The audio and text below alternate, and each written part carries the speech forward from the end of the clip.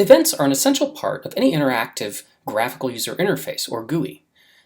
They occur over time and represent individual actions, such as clicking a mouse button, triggering a physical button on a form, or scrolling with the mouse wheel, pressing a key on the keyboard.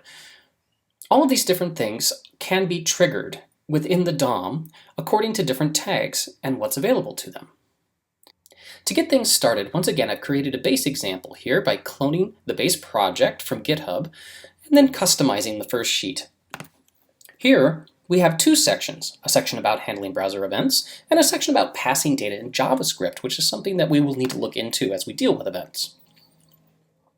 For each of these, I've given them an ID so that we can call them out easily in our JavaScript. And as of right now, our JavaScript is empty. It is being linked in at the very bottom. To begin with, let's go ahead and pull out those couple of sections so that we can do some things with them. First of all, I'm going to grab the event section. And so we'll declare a variable to hold the element that's going to be returned and grab it in the usual way. Document.getElementBy ID. And the ID is events section for me. But I also want to pull out the other section. Call it data section. And we use the same basic call to pull this out. My ID. And this particular section has an ID, data passing section. I've now pulled out the two nodes that are relevant to these two elements.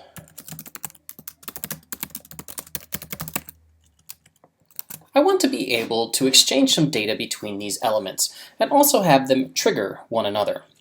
In order to do this, I want all of this connected to an event. In the first section, one of the easiest ways to test out an event will be to give ourselves a button to work with. So let's do that. Let's go ahead and give this button an ID. I'm going to call this the toggle button. And what I want it to do is to toggle the visibility of the other section. So toggle data passing section. Now, remembering how buttons work, we need to give them a type. In this case, this will just be a standard button. And we would normally need to give them a class of some sort if we want Bootstrap to work its magic. So let's do that. btn being the basic one, and let's make this be a btn info button.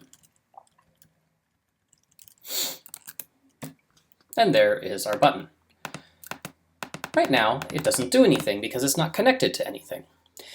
If we had a form in our page, we could set it up to submit that form, or to trigger other kinds of events that are related to the form. As it is right here, we want it to run a specific function when we click on that particular button. Let's go ahead and write the function first. So remember, when we start writing a function in JavaScript, we put the word function in, and then we give it a name. In this case, let's call it toggle data section. What I want this to do is to take the data section variable and to toggle its visibility. Every element has a property called hidden. In this case, I want to test if dataSection.hidden equals true, then I would like it to make it not hidden. So I would say dataSection.hidden equals false. Otherwise, in the other case, if it is hidden, I would like to unhide it. So I would say dataSection.hidden equals true. Excuse me, the other way around. If it isn't hidden, so dataSection.hidden equals false, I would like to go ahead and hide it. Now we're going to get a warning that this particular function is defined but never used. This is generated by ESLint, and ESLint can only look at the current file to determine whether we're using it or not. So this particular warning is probably not going to go away. But for now, it is only a warning. It is something that we can work around. Now let's come back to the HTML file where we created that button. I would like, when we click this button, to trigger that function. In order to trigger this, we need to connect to an event. All events that are available to you from the HTML DOM will begin with the word on, and we can start by typing that. And you'll notice now all of these tag attributes that are available that start with on all refer to some sort of event. And here's one that's exactly what we need, on click. Let's look through a few others of these before we move on. On blur is an important one. The blur event is when you lose the focus of a particular element. So if you were typing in a text box and then you tab to go to the next one, that is a blur event. On double click is right here. On drag end and on drag are very complicated ones that have to do with drag and drop, drag enter, drag leave, drag over, drop, drag start. On focus is when you click onto and give focus to that particular element, and many, many other things that you are able to connect to. Most of these we won't be working with in our own work in this class. But keep in mind that you can go over to the W3 schools and read about all of these, and you can probably find an event to suit your need for just about every element you might want to work with. We want onClick. When we assign to onClick, we are allowed to give it JavaScript. What goes between the quotes should be a JavaScript statement of some sort. Most of the time, I recommend having this be a single function call. So right here when we say onClick, we basically want to have it call the function we just wrote, called toggle data sec. So let's do that. Now if I wanted to call the function, I need to actually provide it with a parameter list. This one doesn't take any parameters, but I still have to put the list on it in order to ensure it gets called. If I left that off, all I would be doing is making a reference to the function, but not running it itself. Functions are always run by providing the parentheses of parameter list. Now, I could provide multiple JavaScript statements by simply separating them by semicolons if I wish, but I only need this one. I'm still going to end it in a semicolon, as is proper for the particular standards of this class. Let's see what this does. We save all of this, allow browser sync to update, and I come over here to the browser. And now when I click this, the passing data section is first hiding, then unhiding. And it toggles it on and off in the code here, which is exactly what I was going for. Let's give ourselves down here an HR right after the data section so we can be clear exactly what is and isn't hiding. It is only this one section right here, which doesn't have anything particularly important in it yet. This is the basics of responding to events. Now, you may find that there are a lot of different events you'd like to be able to work with. There are global events that you can always work with inside of HTML, and to read about these, once again, I'll send you over to W3 Schools. These events are events that happen on basically any HTML element. It will basically describe every single element as supporting these, though there are a few exceptions. You can see all sorts of different events that are available here to you, and also read descriptions about how they work, so you don't just have to guess based on their names. One other really important event that is specific to the body and the document that is available is the onload event. This event is specifically used to indicate code that you want to run once the page has finished loading. Now we'll eventually see a better alternative to this once we get into jQuery, but for now, before we dive into jQuery, we want something simple that we can work with. You can see right here that if you specify body onload equals and give it a function, this function will be run immediately after the page is loaded. This is a very useful way to be able to ensure the code doesn't get run before the page is ready. Now it shows you there are actually several different tags that support this, but the most important thing is the body itself. Let's take a look here as to what we can do to take advantage of this. If we come back over here, we can go to our body and we can say onload equals, and we'll say initialize. This will allow us to wait to run any of our JavaScript function until this says, once the page is fully loaded, run the initialize function. which I haven't written yet. I can provide this over here.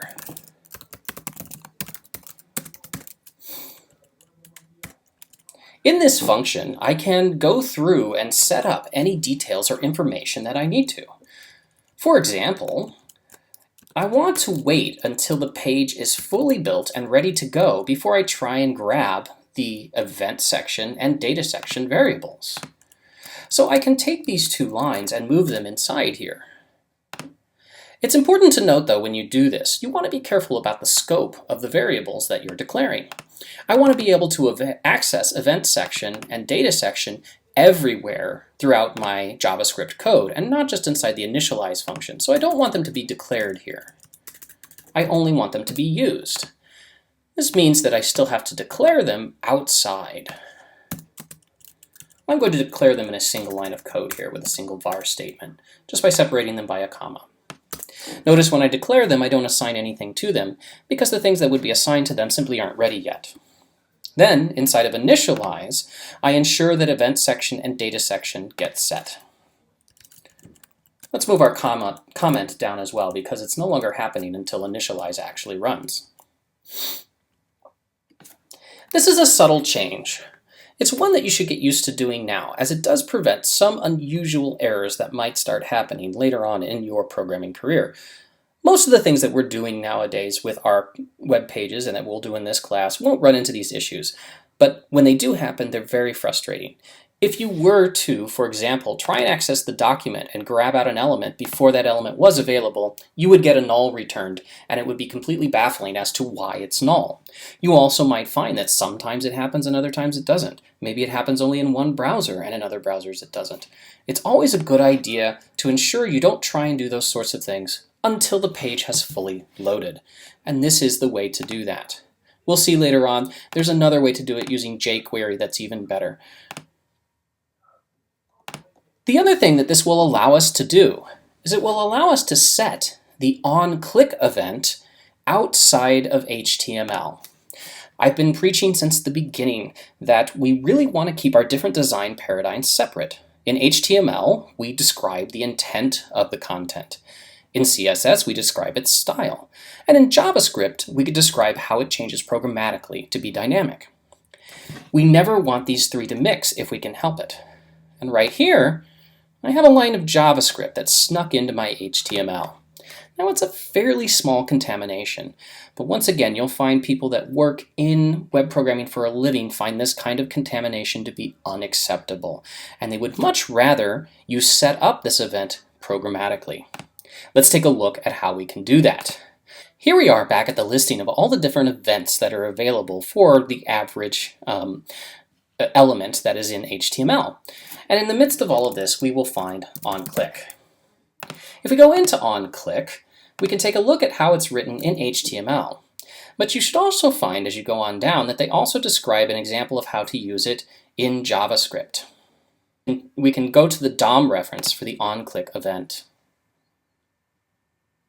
Here you will see, if you take any particular object that is an element, .onClick, you can assign it to be a particular function. This might feel a little bit strange, but let's take a look at how we could do this. We want to make sure that when we do onClick, it's going to run the code toggle data sec. I can do this over here inside of initialize. I can take document.getElementById toggle button and store that. Then I could say toggle button.onClick equals toggle data sec. The question is, how do I refer to toggle data sec? Do I include the parentheses or do I leave them off? Here, I simply want to assign this function to run whenever the button is clicked. I don't want to run it just this moment. That means I leave off the parentheses. I'm using it just as if it were a variable here, and I assign it to the onClick event. When a click occurs, it will run this function, but I don't want to run it right now, so I leave the parentheses out. You can also gain an intuition about this sometimes, and this is only a rule of thumb, if you look at the function and ask yourself, does it return anything? If it doesn't return anything, then you would never want to set running it equal to something, because that's setting it equal to nothing. Instead, you probably want to set it to this. But again, that's just a general rule of thumb, and that isn't always going to work. This basically does exactly what I did before, only it does it over on the JavaScript side. So again, the ID for this was toggle button. Oops, I misspelled it, T-O-G-G-L-E, toggle button. I'm grabbing that ID over here and storing the element that's returned, and then I'm setting its onClick function right here. We should find that even with this, it still does the exact same thing, and we see that is occurring here. So now in the HTML, I am no longer saying onClick equals anything, and the button is still working. As is often the case, in order to do it right, we have to do a little more work. We have to grab a reference to the button, and then we have to set onClick manually. But the separation of the dynamic behavior of the page and the event code into the JavaScript area so that there is no JavaScript in the HTML code is much preferred. The only JavaScript that remains will now be this little bit of onload up here, and we'll eventually see that it can be avoided as well. Now let's see about passing some data. Here, we're very interested in trying to make some data come from the button clicking over into the actual other section. Now, what do I mean by this? Well, to begin with, let's create a couple different buttons. Let's create first a button that says toggle 1, another one that says toggle 2, and a last one that says toggle 3. And now I need to give them unique IDs as well. So I'm going to say toggle button 1, 2, and 3. We save this, we now see our 3 buttons. Presently now, none of these are going to work because we just broke the code on the other page where we were setting them. And we'll fix that in just a moment. I'd like each of these to toggle the different section in a slightly different way so that it says which particular button we pressed when it toggles that other section. I'm also going to change the data passing section so that it is hidden by default, and so that the first time we click one of these, it's going to reveal it. Now down here, let's go ahead and say, give ourselves a simple div section with the ID equals data. And we'll leave it empty initially. This will be a place where we can pass the information from the toggle button into the section. Now everything we're doing here is actually not new. This should all be stuff that you could deduce on your own, but it's a little bit complicated, so we're going to take some time to talk through it. We have 3 different buttons now, toggle 1, toggle 2, and toggle 3.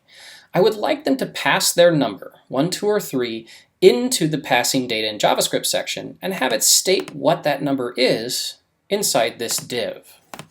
Let's take a look at how we can do that. Down here under toggle data section, I now am going to introduce a variable. I'm going to say that it receives a single parameter called data. It's going to warn me that it's defined but never used because I haven't finished yet and I haven't actually started using it. Now, as we look through this, we want to see in this first case here that the section was hidden and it's now going to be shown. When we show it, I would like to as well be able to set exactly what data was received.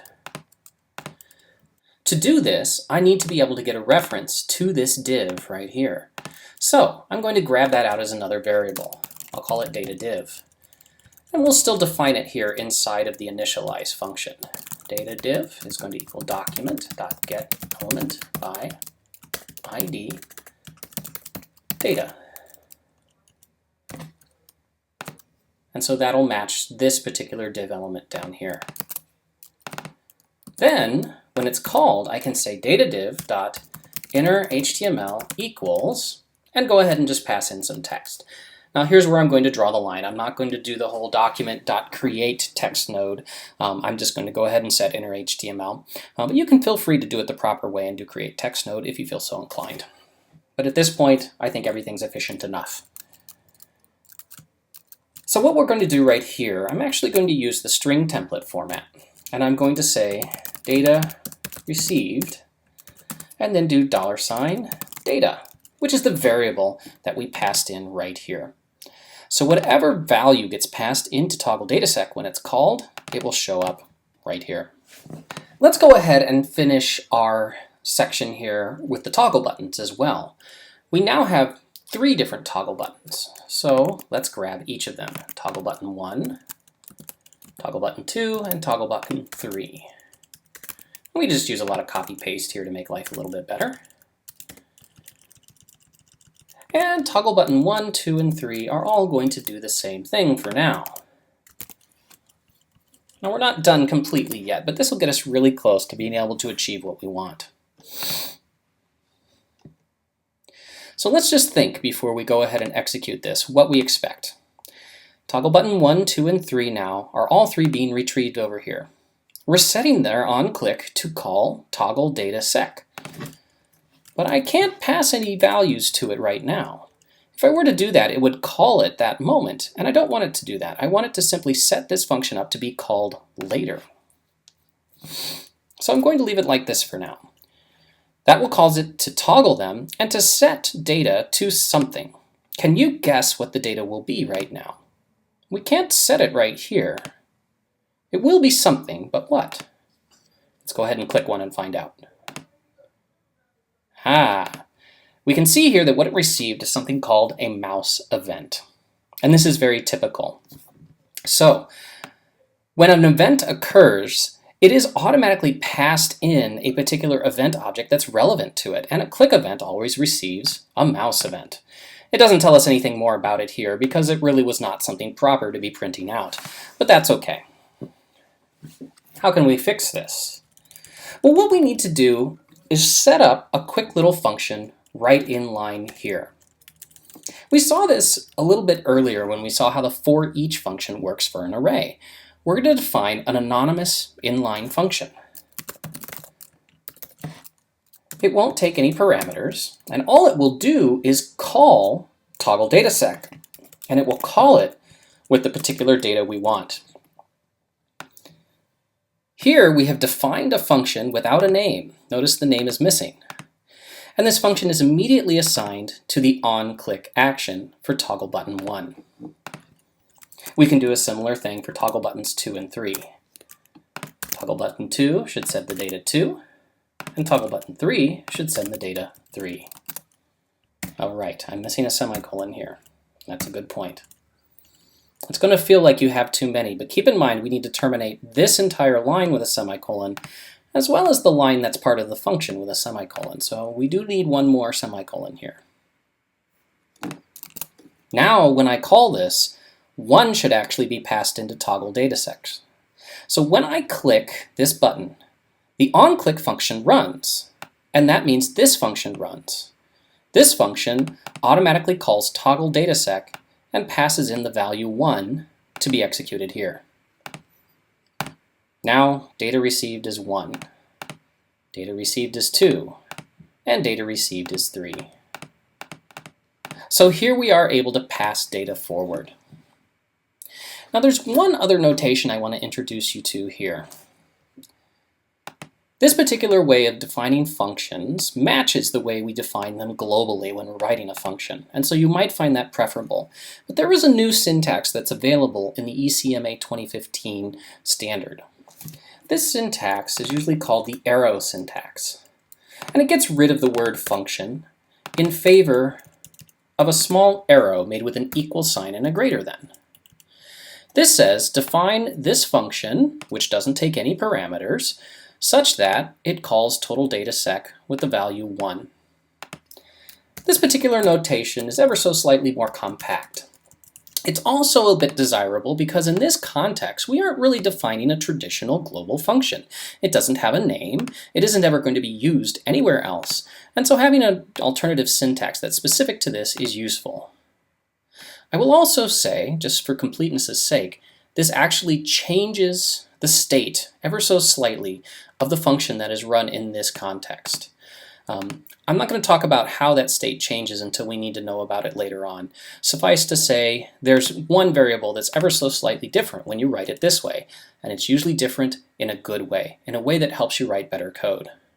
Consequently, I'd encourage you, whenever you're writing anonymous inline functions, to write them like this. Always just use the parameter and arrow syntax. If your function needs to receive variables, note this one does receive a mouse event variable, you could do that. List it right there. And then you could do something like console.log event. Our function's getting a little long now, so let's break it onto multiple lines.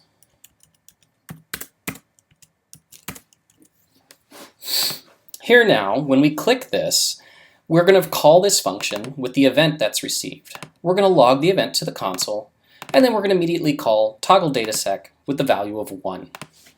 Let's see what happens when we do this. I'm going to open up the developer tools so that we can see what's going to happen. Give ourselves a little room here. And there we go. When we toggle 1, we are passed in the mouse event to the console. So right here, it received that event that we were erroneously sending down to toggle datasec before. It logged the event, and then it went ahead and toggled the data section with the value of 1. This particular arrow syntax, again, is highly recommended, though I'll never count off for you using the older syntax where you use the word function in the front and don't use the arrow. However, this is the way of the future in terms of the way JavaScript is being written in most web applications, and I'd encourage you to get used to those new standards.